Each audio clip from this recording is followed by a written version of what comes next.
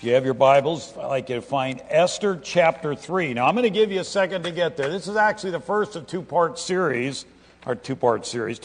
message. Things to talk about today, we'll also be talking about next week. But I don't know if anybody got to see it. The new sign is up, out here along Niles. And there's some stonework the guys are going to do, but it's looking pretty good. So this week, some of us are going to get trained in how to use the sign. I'm really looking forward to this. I think I can come up with a few sarcastic little comments to put on the side, but just kidding. But no, it's just, I know, I got to be honest. If you know me, I've been here long enough now, but I'm kind of sarcastic. That's kind of my humor. I really wasn't this way till I married Sherry. And then she was just a bad influence, and here I am, No, just kidding. But I'm excited about that. We've got a couple of more projects that we are going to be visually showing to you. They're just not quite ready yet to where we can lay out for you. We're going to be doing some work downstairs. We've got a couple other projects, and there's some things that need to be done around the building. But God has continued to provide for our church. During COVID, the parking lot got done. The sign is now done. And so those are all praises. All right? I appreciate all the work that people do around here. We are in Esther chapter 3 today. And we're going to talk about destructive people. Not that you're destructive, but we all have in our lifetime encountered people that have as a goal, or maybe you haven't, I have, but people that, for whatever reason, they just don't like you. They don't like what you stand for. They don't like, sometimes, that you're a Christian. They don't like your views socially, morally, ethically, whatever it is. And some people are nasty enough to go all out to try to undercut and make your life pretty miserable. Now, if you've never encountered anybody like that, really good for you. I have on more than one occasion over my lifetime, as you probably have, some of you also have. And we're going to talk about what I could call the marks of those type of people this morning. And next week, we'll really dive into how do you respond to people who are rude and nasty and just kind of have it out for you. Esther is going to share with us how to do that, the book of Esther. But this morning, we're going to talk a little bit about chapter 2, because we've got to get some of the historical stuff discussed, and then we're going to get into chapter 3. But let me read this. Whatever translation you have, follow along. This is the English Standard Version, and it says, "After these things, King Ahasuerus, or Xerxes, promoted Haman the Agagite, the son of Hammedatha." Please don't name your kids this, because I don't want to do a baby dedication with these names, okay? "And advanced him and set his throne above all the officials who were with him." This is going to be kind of an important thing. "And all the king's servants who were at the king's gate bowed down, paid homage or honor to Haman, for the king had so commanded concerning him." We're going to talk about that. I think there's a reason he had to make a command for this to happen. "But Mordecai did not bow down or pay homage or honor. Then the king's servants who were at the king's gate said to Mordecai, 'Why do you transgress the king's command?' And when they spoke to him day after day, and he would not listen to them, they told Haman in order to see whether Mordecai's words would stand, for he had told them that he was a Jew." Let's finish up with 2 more verses. "And when Haman saw that Mordecai did not bow down or pay homage to him, Haman was filled with fury." That's a pretty strong word, but it's a good word in the Hebrew. "But he disdained to lay hands on Mordecai alone. So," look at this, "as they had made known to him the people of Mordecai, Haman sought to destroy all the Jews, the people of Mordecai, throughout the whole kingdom of Ahasuerus." Pray with me, please, and we will get into this morning. Father, I just thank you for the grace and the mercy that you show us every day. And Father, as we look at things in our world, sometimes we're grieved, our hearts are broken. But Father, we know that through it all, you've given man free will, and sometimes men's freedoms they use that to reject and ignore you. But God, you still are at work, for you are a sovereign, almighty, all-powerful God. And I thank you that even through everything we're going to begin to see today, Lord, you were working, even in that day in history. And Father, I just pray that you would help us to bring it up to our day and age, 2021. Father, as we deal with people that we may encounter at work or in the community, at school, who sometimes make life very hard, help us, Lord, to honor you in how we respond, and we'll give you praise. Amen. So grab your outline. I'm going to kind of set the stage. I'm going to back up one chapter to chapter 2 because I didn't want to overlook this fact. If you go back to chapter 2, verse 8, I just want to get our bearings today, all right, to head to where we're going. So we said this last week that the king, Xerxes, asked something of Vashti, and I'm not going to rehash that. I think he asked her to do something that, well, was immoral, but I'm not going to go and get into a big discussion on that. But here's the deal. He decided she could no longer be his queen. So, keeping with what happens in the ancient world, which just is not always the way many things to do, there is I guess you could say, a forced beauty contest that is going to take place to replace Queen Vashti. And so into that, a young lady by the name of Esther is put into the mix. So I want you to look with me at verses 8 through 11 of chapter 2. I want to make some comments here.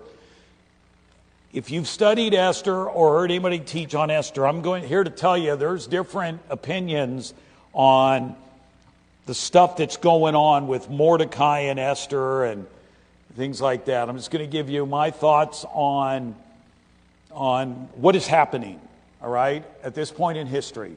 I may have a different take than what you've heard. I'm not the only one who holds the view that I hold to. I figured if I'm the only guy, after all, I read all this stuff and I see what other people think and study the text and all, that if I'm the only one who thinks a particular way about something, I need to go back and maybe rethink it. If I'm the only one.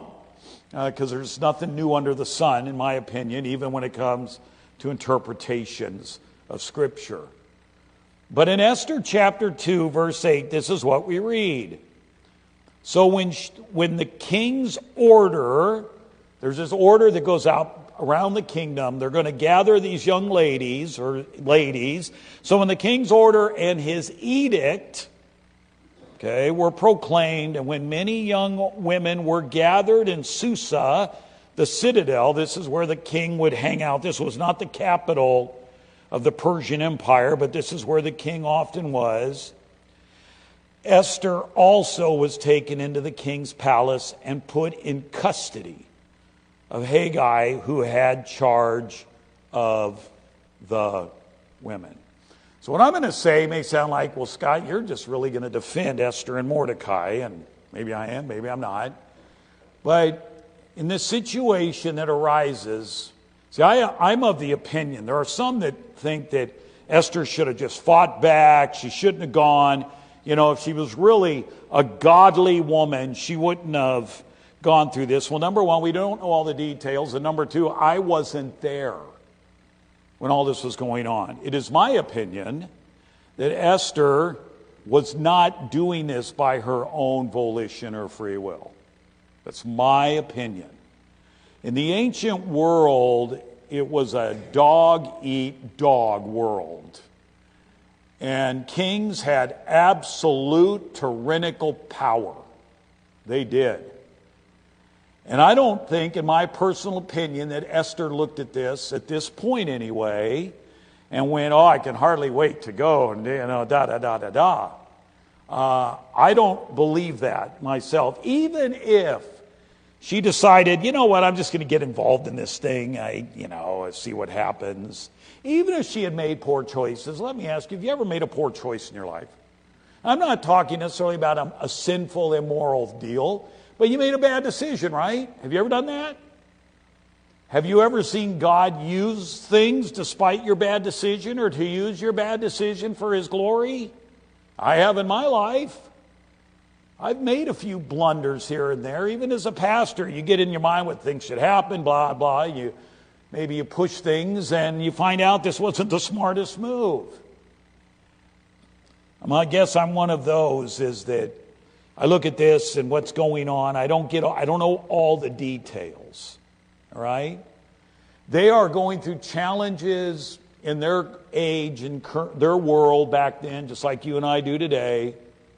And sometimes things happen. I'm of the opinion that Esther did not go. It wasn't her goal to go and be the next queen. Some people get all worked up over the fact that Mordecai and Esther never pray when all this is happening.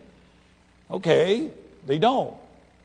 But later on in the book, I think their faith in the next couple of chapters will begin to really show itself. One of the reasons why I think Esther was taken against her will is verse 11. And every day Mordecai, remember, this is an adopted daughter. It's his cousin, but her parents have passed away. Mordecai has adopted her.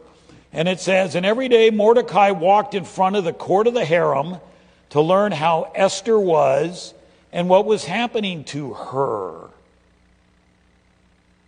I think he was concerned. I don't think that he told her, go for it and see if you can become the queen, join this party and see what happens. Now, God is going to make Esther queen. That's cool, in my opinion. But we'll get to that. We'll even see that more next week. All right? She becomes queen. Through all of this, just like in your life and in mine, God is working, as we said, and in this case, He's working behind the scenes. Right?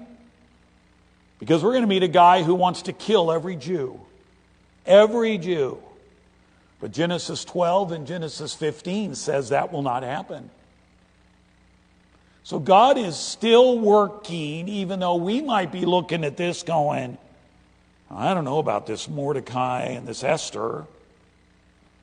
But again, I have not filled in, and none of us are, with every single detail of what was going on at this time. But I'm of the opinion that Esther is put in a bad situation. People say, well, she should have just said no.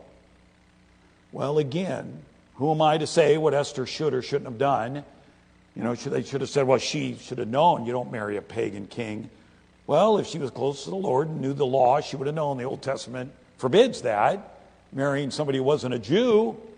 But we could get into a whole other thing on that, a whole different discussion. My whole point is that even when you look at this, and whether you agree with what's going on or not, or think that Mordecai and Esther have fumbled the ball, God is still going to get glorified, and He's still going to make things happen. And that's what I want us to see. Right? So, with that in mind, jump down to verse 19 of chapter 2. Just real quick. There's something occurs. Mordecai is, it says in verse 19, he's sitting at the king's gate. That's actually a place of honor. In the ancient world, much of the business or legal transactions occurred at what was known as the king's gate. Now, I don't know how Mordecai got his position. I don't know if it was because by now Esther is queen, and so she kind of says to King Xerxes, I got an uncle, he needs a job. Something like that. I remember working for this construction company when we were planning a church, and they hand out the little, maybe I shared this with you, if I did, forgive me, but when I read this, I thought, I just remember that So we had this, you had to read your code of conduct with this construction company. And one of the big things was no nepotism. In other words, you don't give your relatives jobs just to give them jobs. But the joke was that every time somebody new got hired there, the first question asked was, who you related to? Because most everybody was related to somebody, and they got the job because they were related to somebody, not because they were able or whatever. And so I thought to myself, I don't know that that's what happened here. But Mordecai is in this position where a lot of stuff flows past his ears. And he gets word that there's two guys that want to kill the king. Now, let me just note a couple of things. Okay, we're talking in a different time frame and a different world, okay? So if you're Mordecai and word gets to you, or you hear that there's this plot against the king, let's just say that Esther has been taken against her will or whatever, with all these other ladies. And Mordecai hears about this. Now, if he wasn't a man of integrity and ethics, he could have ignored what he was hearing, because he could think to himself, this king is really a jerk. He's a wicked king. And he is Xerxes. We talked about this. He was spineless. He was weak as a leader. He was a terrible king. And Mordecai could have said, I'm not going to say anything. Let's get rid of Xerxes. But he didn't. He made sure that Esther knew. Why? Well, number one, because he did what a person of ethics and integrity does. Had nothing to do with his feelings. But two, not that it necessarily would have happened, but Esther could have also been put to death by the guys that took out the king. He's looking out for his daughter. And so, anyway, he lets everybody know about this plot. This gets us to chapter 3. All right, so on your outline, I want to talk about the tension between Mordecai and Haman, and then we're going to flip over the notes, and we're going to talk about what I call, kind of the marks of people that we encounter that are out to destroy us or discredit us. But let's meet this guy, Haman. Okay, so Mordecai, remember, now he's the one that really saves the king's life. But Haman gets a promotion. You ever worked in a job where a guy got a promotion or a lady got a promotion and you went, what? I mean, if you're Mordecai, you're going, wait a minute, I'm the one who told you about, but he never says a word. He never complains. In fact, in the 6th chapter of Esther, it tells us that it was an oversight. The Mordecai didn't get a promotion. But there's this guy named Haman that we meet in verse 1. He gets a new job. And he's called, and here's what we have to understand this. He's called the Agagite. And so the question is, what does that matter? It matters a lot, depending on how you interpret what an Agagite is. There was a district in one of the cities in the Persian Empire that was known as the district of Agag. But it is also a word that is descriptive of a group of people known as the Amalekites. And if you go all the way back to the book of Genesis, the Amalekites are descendants of Esau. The Amalekites and the Jews have been hating each other for centuries.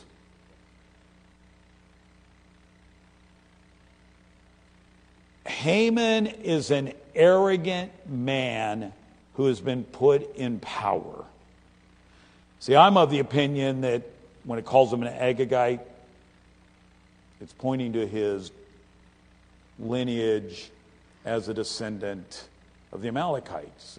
You can have a different view on that. That's fine. This isn't going to make or break my salvation or anything, or yours. But I think it helps me to understand what I'm going to read, the tension that's about to build. I mean, when Israel left the Promised Land in Exodus 17, the Amalekites attacked them. Just because of who they were. You and I will encounter people who will want to discredit us. They might want to ruin our reputation. They will cause us grief. But there's something in verse 2 that I think is worth noting. Okay? So this guy is advanced, Haman, and he set his throne above all the other officials who were with him. Verse 2, all the king's servants who were at the king's gate bowed down, paid homage or honor to Haman. Now notice this next phrase. For the king had so commanded concerning him. See, I'm of the opinion that Haman wasn't a very well-liked guy. I think his arrogance, his attitude was known to many, and that the only way the king could get people to honor Haman was to make a decree and order it. Because I think most people would have they would have done it simply because you don't want your head chopped off. But because the king could say, well, you didn't follow my decree, so I'm just going to kill you. But there are I don't think Haman personally was a popular guy.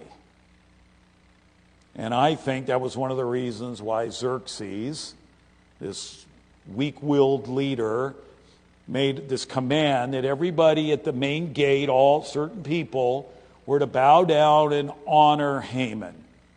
But there's one guy that doesn't, and that's Mordecai. And this is going to cause great tension. All right? So let's look. Let's just continue on, and we're going to almost ready to flip over our notes. So the king decrees this. I mean, Haman is an evil man, and it's going to come out. In Esther chapter 3, verse 3, it says, the king's servants said to Mordecai, why are you transgressing the king's command? Why are you not bowing down to this guy Haman? Well, verse 4, when they spoke to him day after day and he would not listen to them, they told Haman, oh, that was great, in order to see whether Mordecai's words would stand. Now notice this last phrase, for he said he was a Jew. Mordecai had spilled the beans. I'm Jewish. Anti-Semitism had gone on throughout the empire and the ancient world. And Mordecai at this point lets it be known. Well, if this guy is an Amalekite, I'm not about to honor him. His descendants hate my guts. They know I'm a Jew. We've been at each other's throats for years. But I don't think Mordecai walked around, letting everybody know I'm not going to bow down. I think he stayed back kind of out of the way. In fact, Haman had to be told that Mordecai hadn't bowed down. Haman didn't see it himself. So obviously Mordecai's not out there with his, whatever it is, protest sign. I hate Mordecai. Or anything like that. I mean, come on. But this is just amping up this tension. Even if it wasn't theological, even if Haman or Mordecai wasn't saying, well, my God is different than your God, it was definitely national. He was a Jew, Mordecai was, and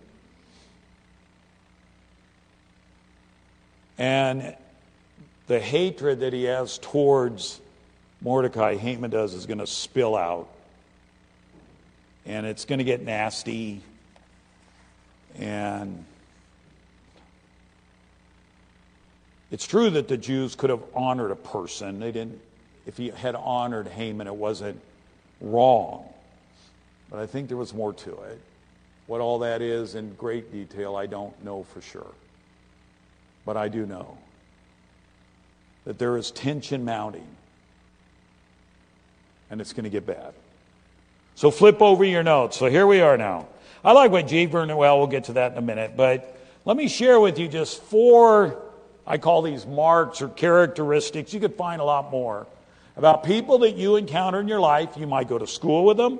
You might work with them. Maybe you haven't encountered them yet. Hopefully you won't. Maybe you just know them from dealing with people in the community. Maybe, hopefully, it's not anybody at church, anything like that, or family. But we encounter these people. You know, sometimes they come into our lives and we're not even looking for them.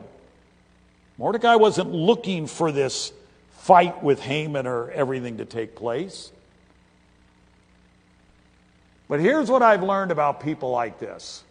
They come across, a lot of them, with an air of superiority. They're arrogant. They kind of look down their nose at you. And it doesn't matter what their reasons are. But those that like to discredit have this certain air of, I'm better than you. Look at Esther 3, and let's go to verse 5 and read it. When Haman saw that Mordecai did not bow down or pay homage to him, he was filled with fury. Hebrew word just means that. Anger, wrath. His pride is damaged because Mordecai isn't honoring him. When Mordecai gave his reason, it just adds to the tension. And if you know people who are arrogant and angry, if you've ever encountered them, there's a couple of things you know. They don't always think straight, and they don't always say things they shouldn't be saying. Okay? Because they're not in control of themselves. They've allowed their anger to take over, to run the show in their life. And people will use anger to try to control and intimidate. And that's what Haman's doing. He's got this, I'm better than you, Mordecai. I mean, after all, look at my position in the kingdom. Yeah, you get to sit at the gate, but that's only because of Esther. You don't have any skills. You don't have the ability to do anything. One man makes Haman lose his mind. One guy. He had to feel threatened. J. Vernon McGee calls Haman a small man to let Mordecai get to him like he did. I happen to agree with that. His insecurities, his arrogance are obvious. In fact, in verse 6 it says, but he disdained. That means he was just riled up to lay hands on Mordecai alone. He just disdained. He wasn't just going to get Mordecai. He decided, I'm going to destroy all the Jews. Everybody who's Jewish. That's his goal. People who want to discredit you sometimes do that because they want to make themselves feel better. I've seen this not only with kids and teenagers. I've seen it with adults. So I've just decided when I have to deal with people like this, that I'm not going to change who I am. Not that I'm trying to cause issues, but I'm just going to be who I am. I'm going to be the person that God wants me to be. Keep doing right. Their issues are their issues. Mordecai wasn't looking for a fight. He wasn't. You've dealt with people like this, maybe. I have. Here's the second thing I know about people like this, because I've experienced this, and some of you have too. People who want to discredit us will have no problem lying about us. I'm amazed at how lying is now okay. I read some stuff the other day that came out of the mouth of one of our political leaders that was actually even called out by some of the media that I never thought would do that. So I did pick myself up off the ground, kind of dust off, because a flat-out lie, ignored the facts to tell a lie. Look at what happens in verse number 7. So this guy, Haman, wants so desperately to get rid of the Jewish people that he gets together and he casts lots. He rolls dice. And he's probably meeting with some of the magicians in the kingdom of the Persian Empire. And he's rolling dice to see what day, month, and year they should kill all the Jews. Well, it falls that it's about a year later, which is going to work out perfect for the Jewish people. But he's so irritated. Now look at verse number 7. So he casts these lots. And in verse 8, Haman said to the king, there is a certain people scattered abroad and dispersed among the peoples in all the provinces of your kingdom. Now this could be anybody. Because when you were conquered, you were spread out in the kingdom by the conquerors so that you couldn't raise up an army against them from your own people. But then notice what he says. The one thing you'll see, he'll never use the word Jew. Haman will never use that word. He says there's a certain people. Their laws are different from those of every other people. Yeah, and so is everybody else's. All right? Every people group had certain laws. But here's what he does. They do not keep the king's laws. That's a lie. There's no evidence that they disobeyed the king's laws as a people. Jeremiah the prophet had told them while they were in exile, we are to obey the laws of the land, to be a testimony. Obviously not if they're asked to do something ungodly or unbiblical, but he said, be good citizens. You're stuck in Persia, be a good citizen. So Haman lies. They weren't disobeying the king. And it just continues. He says, dispersed. They're different. They don't obey you. And guess what, king? It's not to your profit. Now he plays on the king's pride. You know, these guys, these people, they're not profitable for you. It's not suitable for you. You don't need these type of people. You can't tolerate these lawbreakers. Lie after lie after lie. What's really sad, too, the king never does his own fact-finding. I mentioned this last week. He just listened too much to his advisors. He does it again. He never finds out any of the facts. And then Haman plays the money card in verse 9. If it please the king, let it be decreed that they be destroyed. And you know what? I'll give you 10,000 talents of silver. And if you're the king that just got whipped in a war with Greece, and you've run out of money in your treasury or you're about broke, that sounds pretty good. He plays the money card. Lying, he's trying to play on the king's pride, he's doing all of this stuff. And the king empowers him in verses 10 and 11 to go out and do whatever he wants. He never tells the king who the people are. And the king just signs off. But it's lie after lie. If you've ever dealt with people like this, there are people who will lie about us, and it hurts. Because integrity matters to Christians that I know. And when our integrity's called into question, it's tough. But this is where forgiveness comes in. You and I willing to forgive and to let it go. They'll never come. They'll never ask you. Very rarely will they come and say, well, you know, I lied about you. Will you forgive me? It just doesn't. If it happens, tell me, because you need to write a book on it of how that came about, because a lot of times they don't. But you need to be aware that people like this, you find somebody who's really out to make your life miserable, don't be surprised if you hear things being said that are not true. But I also think that it's okay to straighten people out of with the facts. Someone's lying. People say, well, you're just defending yourself. If a lie is destroying God's work or somebody's character, I'm going to speak up. I'm going to give another side. I'm going to say the truth. Here's the third thing about these people. They'll find anybody else they can to side with them. I've seen this. I've seen people do this. There's something over here. They don't like this person over here for what they stand for. And they might even this person over here doesn't like this person. You got the Mordecai and you got the Haman. Haman will find people, the Hamans will find people who they don't even normally get along with. But if they have a common enemy, guess what? Boom. Here, he uses all the king's power to get at the Jews. Because the king, as soon as he did the decree and they rolled it up and put the wax on there to seal it, and the king took his ring and boom, put his imprint in that wax, it was law. It was law.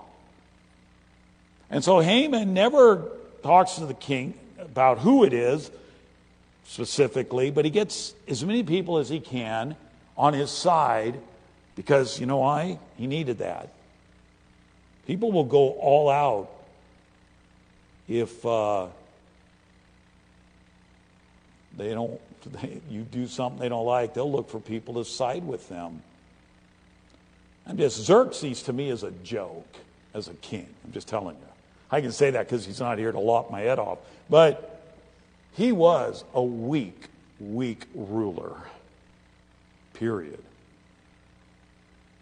So I thought to myself, what do I need? So you have those persons that you're encountering, and they're out to discredit you, and they've not been honest about you, and they kind of been trying to gather their little troops to speak nasty about you also. I find people that I personally can be accountable to pray with and pray for me, and to help me, so to encourage me to always make my response the right response. Now, it might be different in each situation.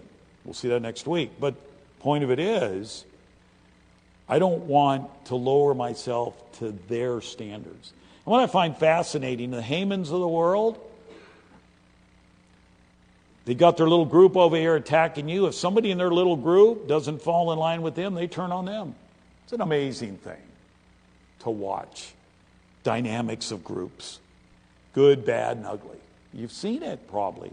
At work, at school, it doesn't matter where.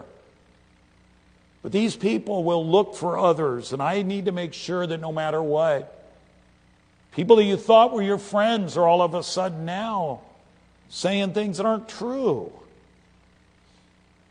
Then the last thing I want to say is that those who want to discredit us, you know what? They want the worst for us. I want you to look with me at verse number 13. Jump down. So Haman has letters written to every language group within the empire. Okay? Not everybody speaks the same language. They make sure that letters are written telling them that on a specific day, a year from now, you guys are going to rise up and you're going to wipe out the Jews. Look at the words he uses in verse 13. Letters were sent by couriers to all the king's provinces with instruction to destroy, kill, and annihilate all Jews. Wow, that's pretty tough. But do you notice who those are? Women, children, all Jews. Everyone. Everyone. He's quick. He gets the letters out. People like this, they want you to lose your job.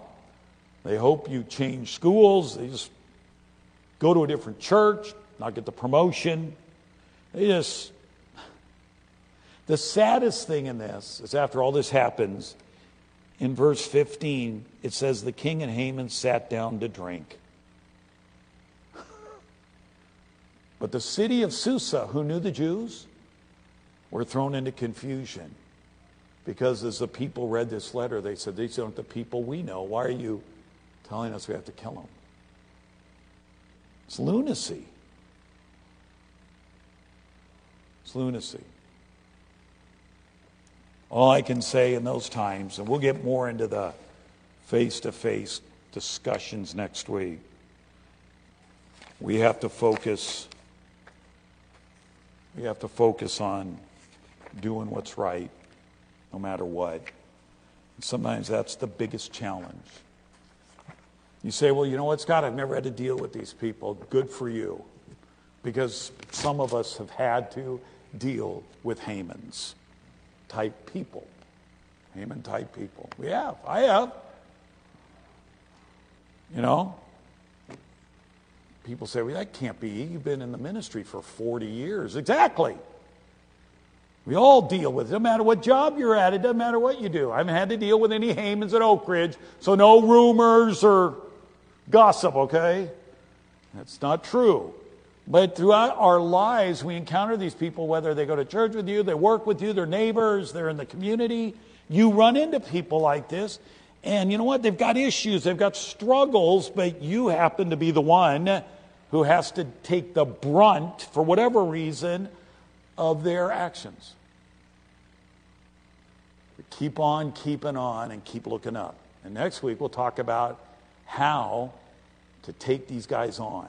Do it right, okay? As we learn from Esther and Mordecai, how to deal with them. Let's pray. You can find more messages like this one at oakridgebc.org and like us on Facebook for encouragement and event updates right to your newsfeed. Thank you for listening to today's message from Oak Ridge Community Church.